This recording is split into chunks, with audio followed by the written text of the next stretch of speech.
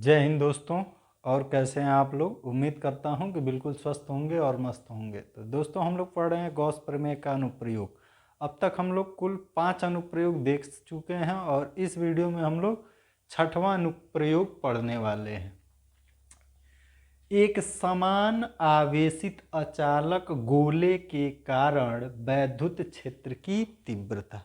तो पिछले वीडियो में हम लोग किसी गोलीय कोश के कारण वैद्युत क्षेत्र की तीव्रता ज्ञात किए थे, कोश के बाहर, कोश के पृष्ठ पर और कोश के भीतर। इस बार हम लोगों को एक अचालक गोला लेना है। क्या लेना है भाई? कोई अचालक गोला होगा, ठीक है। और हमें इस गोले के कारण वैद्युत क्षेत्र की तीव्रता ज्ञात करनी है, ठीक है। और इस बार जो आवेश होगा वह आवेश इस गोले के आयतन में एक समान रूप से वितरित होगा। यानी जो भी आवेश है, जो भी आवेश इसको दिया गया है, संपूर्ण आवेश कहाँ पर वितरित है भाई? तो इस गोले के अंदर इसके संपूर्ण आयतन में वितरित है, ठीक है। तो अगर हम लोग मान लेते हैं कि ये गोला है जिसका केंद्र O है और इसकी त्रिज्या जो है वह कैपिटल R है। कैपिटल R त्रिज्या का एक अचालक गोला है जिसके आयतन में प्लस Q आवेश, कितना? प्लस Q आवेश इसके संपूर्ण आयतन में एक समान रूप से क्या है भाई? वितरित है, फैला हुआ है, ठीक है। हमें इस गोले के बाहर और इसके पृष्ठ पर और इसके भीतर वैद्युत क्षेत्र की तीव्रता ज्ञात करनी है, ठीक है भाई। तो अगर हम लोग बाहर जब ज्ञात करेंगे बाह्य बिंदु पर, तो हम लोग क्या करेंगे भाई? मान लेंगे कि गोले के बाहर स्मॉल r दूरी पर कोई बिंदु P है। स्मॉल r दूरी पर क्या है भाई? कोई बिंदु P, जहां हमें वैद्युत क्षेत्र की तीव्रता ज्ञात करनी है। तो इसके लिए हम लोग क्या करते हैं? इस बिंदु P से होकर गुजरने वाला एक गॉसियन पृष्ठ की रचना करते हैं। गोलीय गॉसियन पृष्ठ की रचना करते हैं और फिर इस बिंदु P के चारों ओर एक क्षेत्रफल अवयव dA लेते हैं। चारों ओर क्या लेंगे भाई? क्षेत्रफल अवयव dA। और यहाँ पे हम लोग अगर इस Q आवेश के कारण अगर तीव्रता E हो तो E का डायरेक्शन क्या होगा भाई? O को P से मिलाने वाली रेखा के अनुदिश वेक्टर E का दिशा होगा। और इस पर हम लोग जब क्षेत्रफल वेक्टर की दिशा खींचेंगे तो वह भी वैद्युत क्षेत्र E के दिशा में ही होगा, यानी वेक्टर dA, ठीक है भाई। तो अब हम लोग क्या करेंगे भाई? इस क्षेत्रफल अवयव से होकर गुजरने वाला वैद्युत फ्लक्स ज्ञात करेंगे, ठीक है। तो हम लोग जो चीज इसमें माने है उसको क्या करेंगे भाई? इस हेडिंग के अंतर्गत लिख देंगे। उसके बाद ये फिगर बना देंगे और बताएंगे बाह्य बिंदु P पर, बाह्य बिंदु P पर, ठीक है, बाह्य बिंदु P पर। तो जब हम लोग बाह्य बिंदु P पर वैद्युत क्षेत्र की तीव्रता ज्ञात करेंगे तो सबसे पहले हम लोग इससे होकर गॉसियन पृष्ठ, ये कैसा पृष्ठ है भाई? तो ये आपका गॉसियन पृष्ठ है, गॉसियन पृष्ठ। ये पृष्ठ कैसा पृष्ठ है? गॉसियन पृष्ठ कहलाता है, ठीक है। तो जब हम लोग बाह्य बिंदु पर तीव्रता निकालेंगे तो सबसे पहले इस गॉसियन पृष्ठ से होकर गुजरने वाला वैद्युत फ्लक्स ज्ञात करेंगे, ठीक है। तो यहाँ पे हम लोग लिख देंगे भाषा। इसमें हम लोग क्या लिखेंगे? थोड़ा सा भाषा लिखना क्या है भाई? जरूरी है, क्योंकि आप जब ये एग्जाम में कॉपी लिखेंगे तो आपकी कॉपी ही एग्जामिनर के सामने बोलती है, वहाँ आप समझाने नहीं जाएंगे। तो यहाँ पे आपको जरूर कुछ लिखना पड़ेगा कि माना गोले के केंद्र O से गोले के बाहर एक बिंदु P है। गोले के केंद्र O से स्मॉल r दूरी पर गोले के बाहर एक बिंदु P है जहां हमें वैद्युत क्षेत्र की तीव्रता ज्ञात करना है। ठीक है भाई, इतना पर्याप्त है। उसके बाद हम लोग कहेंगे कि क्षेत्रफल अवयव dA से होकर जाने वाला वैद्युत फ्लक्स, और उसका हम लोग क्या करते हैं, समाकलन। हम लोग क्या करेंगे, डायरेक्ट इस संपूर्ण गोली गॉसियन पृष्ठ से होकर गुजरने वाला वैद्युत फ्लक्स। तो लाइन चेंज करके हम लोग लिख लेंगे गॉसियन पृष्ठ से, यहाँ पे हम लोग क्या लिखेंगे, गॉसियन पृष्ठ से होकर गुजरने वाला वैद्युत फ्लक्स। फाई ई बराबर कितना होगा भाई, तो फाई ई बराबर होगा integration vector E dot vector D. ठीक है, सेम काम हम लोग गोलीय कोष के कारण जब वैद्युत क्षेत्र की तीव्रता निकाले थे तब भी सेम काम किए थे, डिट्टो वही काम करना है।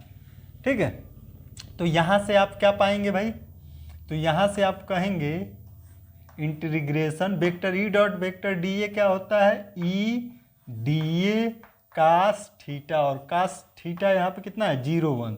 यहाँ से ये ई नियत होगा, इस गॉसियन पृष्ठ के हर बिंदु पर वैद्युत क्षेत्र की तीव्रता एक समान होगा। किसके कारण भाई, सममित के कारण, क्योंकि इस केंद्र से इस गॉसियन पृष्ठ की दूरी सभी जगह क्या होगी, समान होगी, तो इसलिए तीव्रता भी एक समान होगा। ठीक है, और उसके बाद इंटीग्रेशन साइन के अंदर बचेगा आपका डी ए, और ये आपका 1 हो गया। तो संपूर्ण पृष्ठ के लिए इसका मान कितना होगा, इस छोटे से क्षेत्रफल अवयव का जब हम लोग समाकलन करेंगे तो क्या मिलेगा, संपूर्ण गॉसियन पृष्ठ का वक्र पृष्ठ। तो ये हो जाएगा आपका कितना, 4 pi r square, small r square होगा भाई। ठीक है, ये आपका बनेगा समीकरण नंबर 1। अब हम लोग कहेंगे गॉस के प्रमेय से, गॉस के प्रमेय से, तो गॉस का प्रमेय क्या कहता है कि किसी बंद पृष्ठ से होकर गुजरने वाला वैद्युत फ्लक्स फाई ई बराबर होता है क्यू अपान एप्सिलॉन नॉट। ठीक है, ये आपका बनेगा समीकरण नंबर 2, जहां क्यू क्या है, गॉसियन पृष्ठ से घिरा हुआ कुल आवेश है। आप यहाँ पे लिख भी सकते हैं।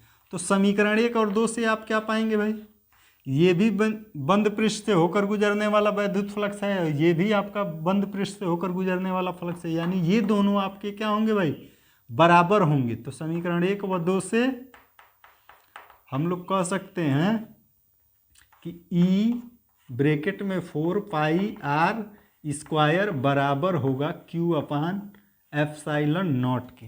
यहाँ से E बराबर क्या हो जाएगा भाई, 1 upon 4 pi epsilon naught q upon r square.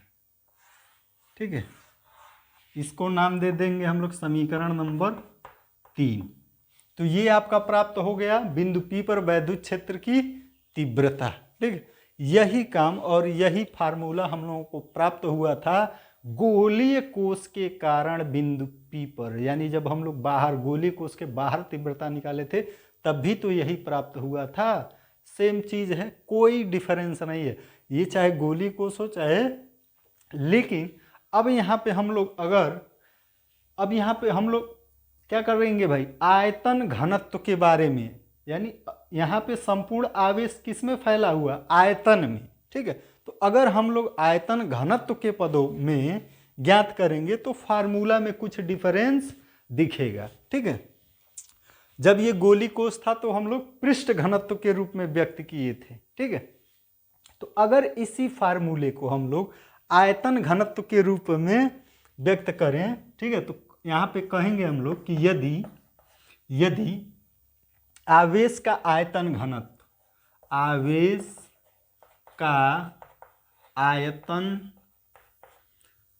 घनत्व रो हो तो रो बराबर क्या होगा भाई, आयतन घनत्व रो बराबर क्या होगा मेरे भाई, तो रो बराबर होगा, देखिए जैसे पृष्ठ घनत्व बराबर होता है आवेश बट्टे क्षेत्रफल, क्योंकि संपूर्ण आवेश जब क्षेत्रफल में फैला होता है तो हम लोग क्षेत्रफल से भाग देते हैं। रेखीय आवेश घनत्व निकालते हैं तो संपूर्ण आवेश एक लंबाई पर फैला होता है तो लंबाई से भाग देते हैं। आयतन में फैला है तो आयतन से भाग देंगे, कौन सी बड़ी बात है, क्यों भाई। तो Q अपान आयतन, किस आयतन में फैला हुआ है, तो ये उस आयतन में फैला है जिसकी त्रिज्या कैपिटल आर है। तो इस कैपिटल आर त्रिज्या वाले गोले का आयतन क्या होगा भाई? तो गोले का आयतन होता है 4/3 पाई आर क्यू। यहां से क्यू का मान क्या आ जाएगा? तो यहां से क्यू का मान आ जाएगा 4/3 पाई आर क्यू इंटू रो। अब इसको हम लोग रख देंगे समीकरण 3 में। कहाँ पर? समीकरण 3 में। तो ये है आपका समीकरण 3 है। तो क्या बन जाएगा भाई? E बराबर 1/4 pi epsilon not 1/4 pi epsilon naught. Q की जगह पे हम लोग रख देंगे 4/3 पाई आर क्यू बट्टे ये क्यू का मान कितना है? पाई आर क्यू रो, और बट्टे क्या हो जाएगा भाई? R square. ये हो गया आपका आर स्क्वायर। ठीक है। तो आप देखेंगे कि 4 पाई से 4 पाई कट जाएगा, इस 4 पाई से ये 4 पाई कट जाएगा। ठीक है। इस रो को उठा के लेकर आ जाइए यहाँ पर, यानी हम लोग लिख सकते हैं रो बटे एप्सिलॉन नॉट इंटू यहाँ पे क्या है? R q. ऊपर क्या बचेगा भाई? आर क्यू बटे ये 3 नीचे आ जाएगा 3r स्क्वायर। ठीक है। तो ये आपका हो जाएगा आयतन घनत्व के पदों में फार्मूला। ठीक है। इसको नाम हम लोग दे देते हैं समीकरण नंबर 4। ठीक है। तो इस प्रकार से हम लोग प्राप्त कर लिए कि गोले के बाहर, अचालक गोले के बाहर किसी बिंदु P पर जो है वैद्युत क्षेत्र की तीव्रता, एक फार्मूला होगा E बराबर 1/4 pi epsilon naught into q upon r square, और दूसरा फार्मूला होगा आयतन घनत्व के पदों में E बराबर रो बट्टे epsilon naught into r q upon 3r square. ठीक है।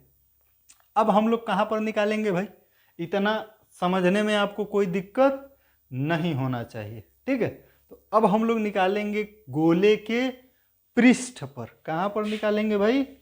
गोले के पृष्ठ पर। तो इसको मिटा देते हैं, ये दोनों समीकरण को छोड़ के। ठीक है। तो इतना हम लोग मिटा लेते हैं। गोले के पृष्ठ पर निकालने के लिए क्या करना पड़ेगा? तो गोले के पृष्ठ पर निकालने के लिए हमें स्मॉल आर को कैपिटल आर के क्या कर देना पड़ेगा भाई? बराबर कर देना होगा बस। क्यों? तो यही काम हम लोग कर देंगे। कहेंगे गोले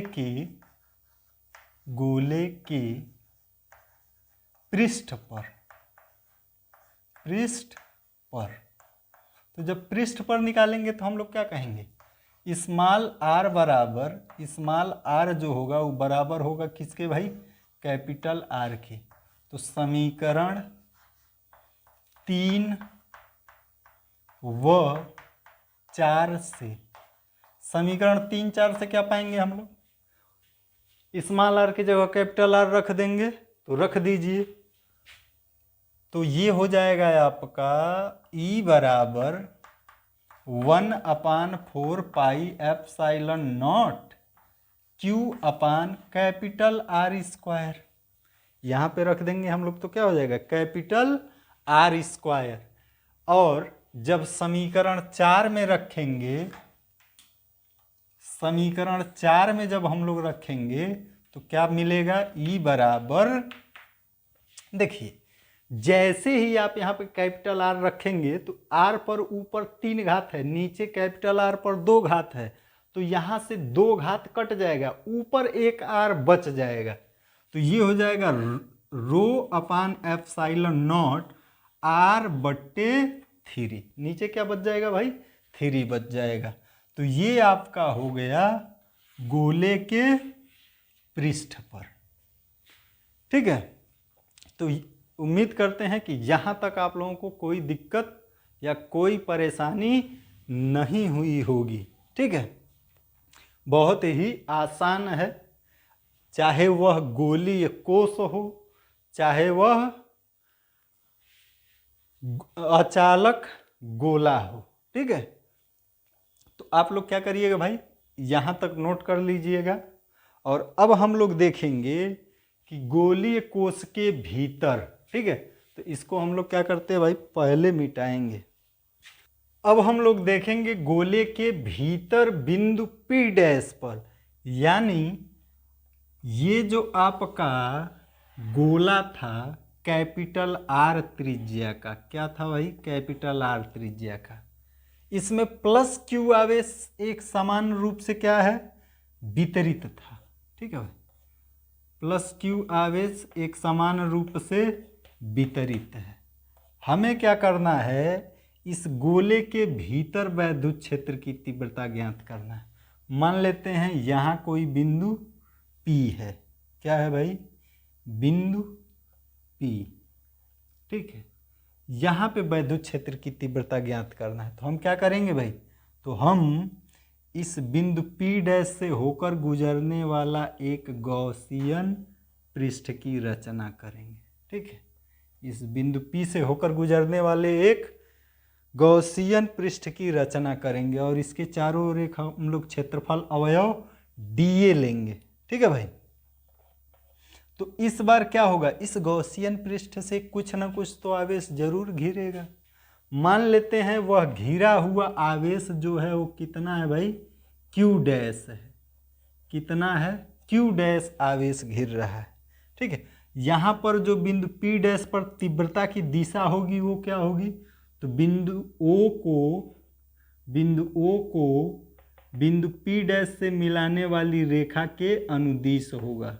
यानी यहाँ पर भी वैद्युत क्षेत्र की तीव्रता वेक्टर E और वेक्टर dA दोनों सेम डायरेक्शन में होंगे। ठीक, वही काम, जो काम हम लोग बाहर बिंदु लिए थे, किए थे, वही काम यहाँ पर भी करेंगे हम लोग। इस हेडिंग के अंतर्गत एक दो लाइन क्या करेंगे भाई, कुछ लिख देंगे कि माना गोले के भीतर स्मॉल r दूरी पर, इस बार स्मॉल r क्या है, कैपिटल R से छोटा है। ठीक है, माना गोले के भीतर स्मॉल r दूरी पर एक बिंदु P है जहां हमें वैद्युत क्षेत्र की तीव्रता ज्ञात करनी है। ठीक है, तो इसके लिए क्या करेंगे भाई, P डैश से होकर गुजरने वाली गॉसियन पृष्ठ की रचना करेंगे। ठीक है, तो ये आप जितना भाषा चाहें उतना लिख सकते हैं। ठीक, और उसके बाद हम लोग क्या कहेंगे, गॉसियन पृष्ठ से होकर गुजरने वाला वैद्युत फ्लक्स, गॉसियन पृष्ठ से गुजरने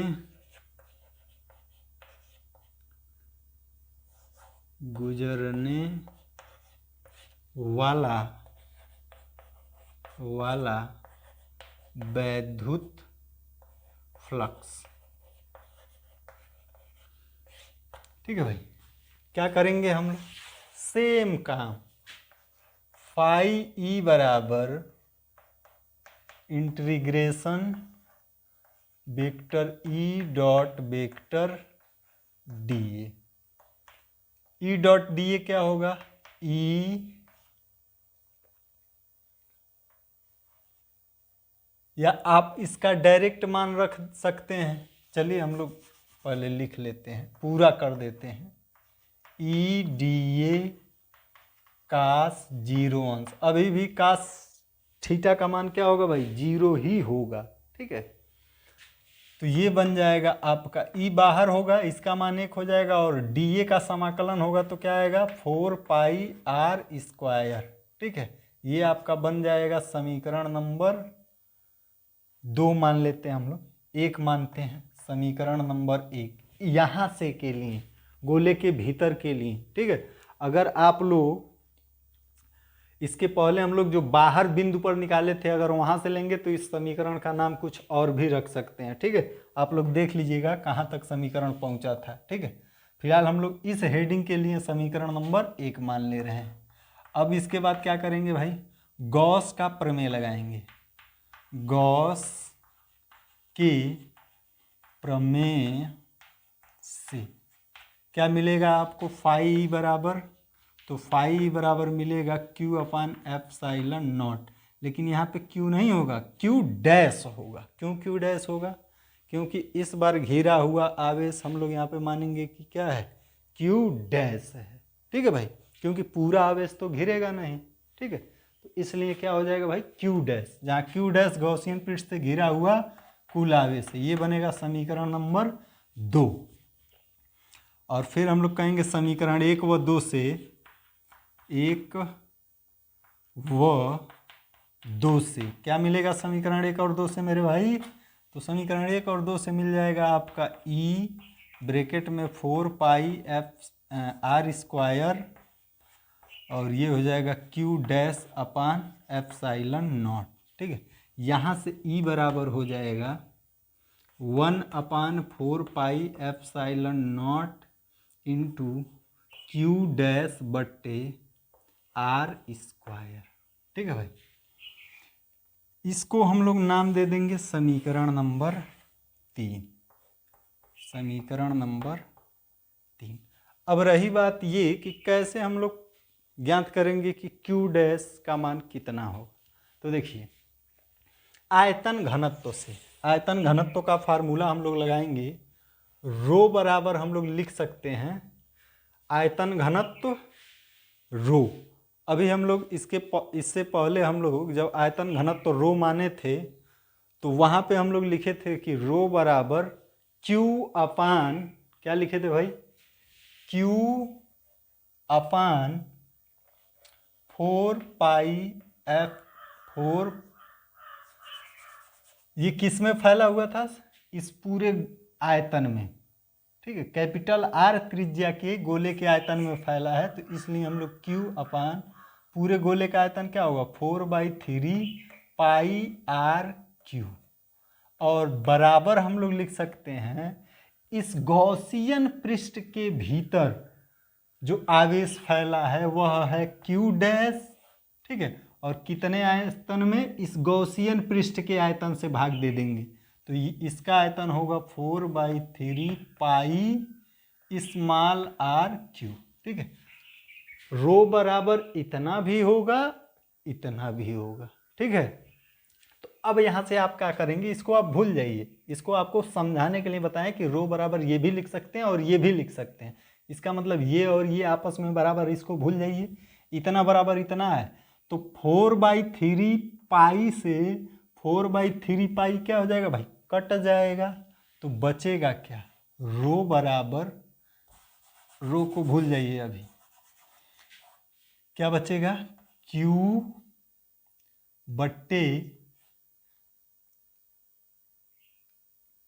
बट्टे RQ बराबर Q डैश बट्टे स्मॉल RQ, यही तो बचेगा। अब यहाँ से इसका तिर्यक गुणा इधर करा दीजिए, तो Q डैश का मान निकल के आ जाएगा। ठीक है, यानी Q डैश बराबर आ जाएगा स्मॉल R, ये ऊपर आएगा, बट्टे कैपिटल R का होल Q इंटू Q।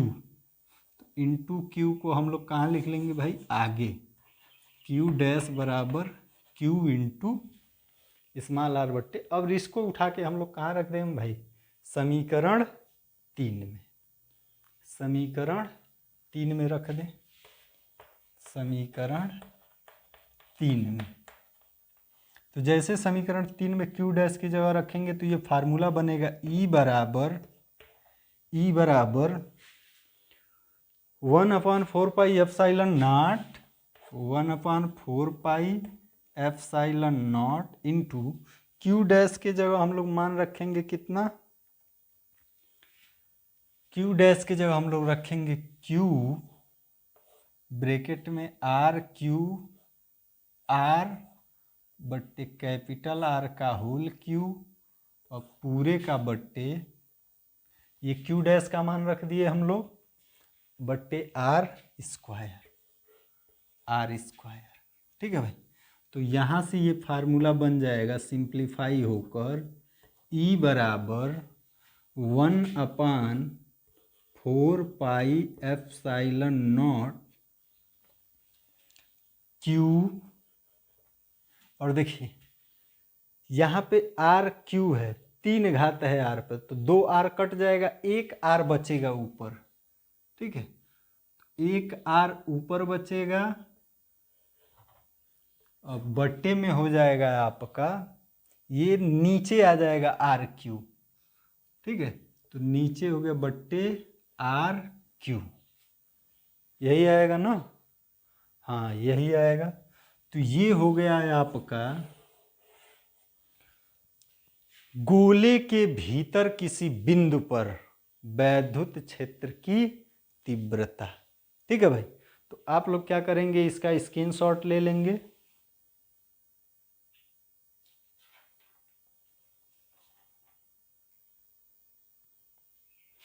अब देखिएगा इसमें थोड़ा सा कि अगर हम लोग इस Q को भी सिग्मा के पदों में बदल लें, यानी हम लोग जो रो इतना बराबर इतना लिए थे, इसको भूल के यहाँ से Q का मान हम लोग जो रो के पदों में निकाल लें, जैसा कि हम लोग गोले के बाहर जब हम लोग निकाले थे तो वहाँ पे Q का मान निकाले थे, ठीक है। तो लाइन चेंज करके लिख देंगे परंतु Q बराबर, यहाँ से आप समझ जाइए Q बराबर क्या हो सकता है, 4/3 पाई आर क्यू, ठीक है भाई। और इनटू में क्या हो जाएगा रो, ठीक। तो अगर Q की जगह हम लोग इस फार्मूले में रख दें इतना, तो आपका यही रो के पदों में प्राप्त हो जाएगा। तो E बराबर हो जाएगा 1/4 pi epsilon naught into Q के जगह क्या हो गया 4/3 pi capital R Q rho, ठीक है भाई, और इंटू स्मॉल आर, ठीक है। ये स्मॉल आर भी है, स्मॉल आर बटे capital R Q, capital R Q. तो ये आपका क्या फार्मूला बन जाएगा, आप देखेंगे कि 4 पाई से 4 पाई कटेगा, ये 4 पाई से 4 पाई कट जाएगा, आर क्यू से आर क्यू कट जाएगा, तो बचेगा क्या भाई, जो बचेगा उसको हम लोग लिख लेंगे E बराबर ऊपर बचेगा रो, ठीक है भाई, नियतांक में तो रो बचेगा, और नीचे आपका बचेगा 3, ये 3 नीचे आ जाएगा 3 और साथ में एप्सिलॉन नॉट, तो इसको हम लोग इधर लिखेंगे अलग, रो अपान एप्सिलॉन नॉट इंटू यहाँ पे क्या बचा भाई आर, और 3 को यहाँ हम लोग इसके बट्टे में लिख लेंगे r/3। तो ये फार्मूला बन जाएगा आपका E बराबर रो अपान एप्सिलॉन नॉट इंटू r/3, ठीक है। तो एक फार्मूला ये हो जाएगा Q के पदों में, और एक फार्मूला ये हो जाएगा रो के पदों में, आयतन घनत्व के पदों में, ठीक है भाई। तो उम्मीद करते हैं कि ये वीडियो आप लोगों को बहुत ही शानदार ढंग से समझ में आया होगा। तो आज के लिए बस इतना ही, मिलते हैं हम लोग नेक्स्ट वीडियो में, तब तक के लिए धन्यवाद, जय हिंद।